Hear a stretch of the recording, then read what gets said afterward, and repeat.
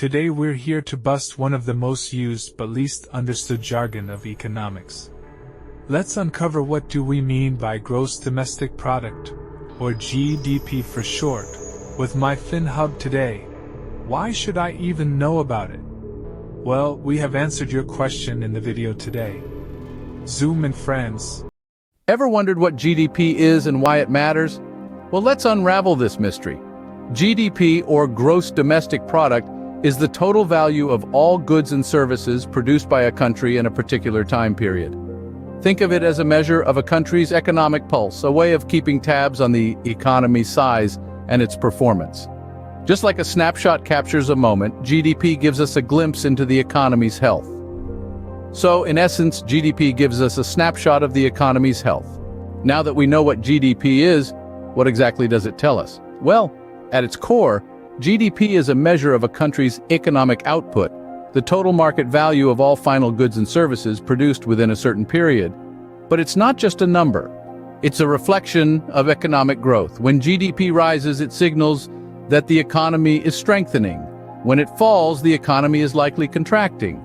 GDP also serves as a barometer for a nation's standard of living. It shows us the economic health of a country and the prosperity of its citizens.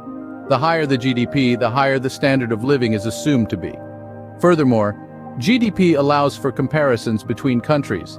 It's a common language that makes it easier to see which countries are more productive or wealthier than others, and by how much. However, while GDP can tell us a lot, there are also some things it doesn't capture. So if GDP tells us so much about a country's economy, what are the things it doesn't tell us? Well, despite its broad scope, GDP doesn't measure everything. For starters, it doesn't account for the quality of life.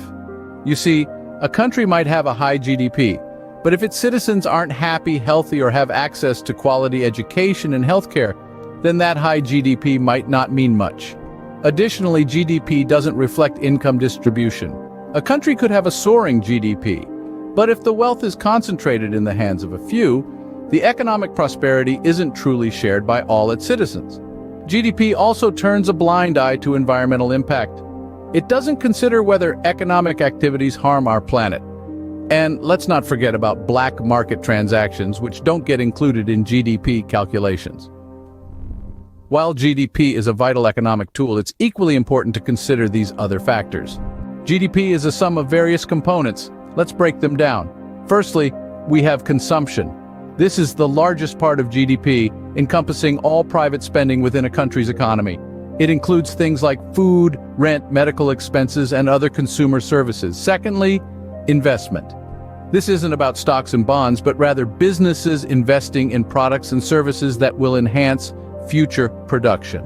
Think factories, machinery, and research and development. The third component is government spending, which includes all the money the government spends on defense, infrastructure, education, and healthcare.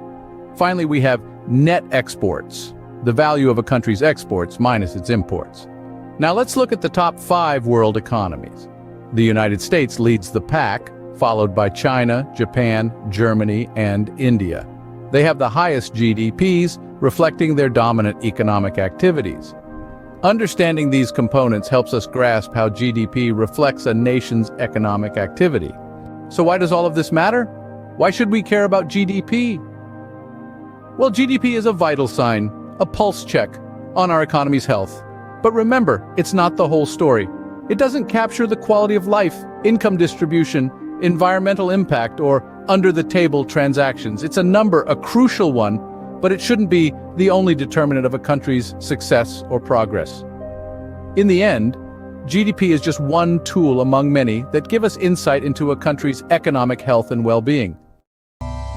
Drop us a comment about which country do you come from and what's the GDP of your country. Also, do you know about a tiny Himalayan country named Bhutan?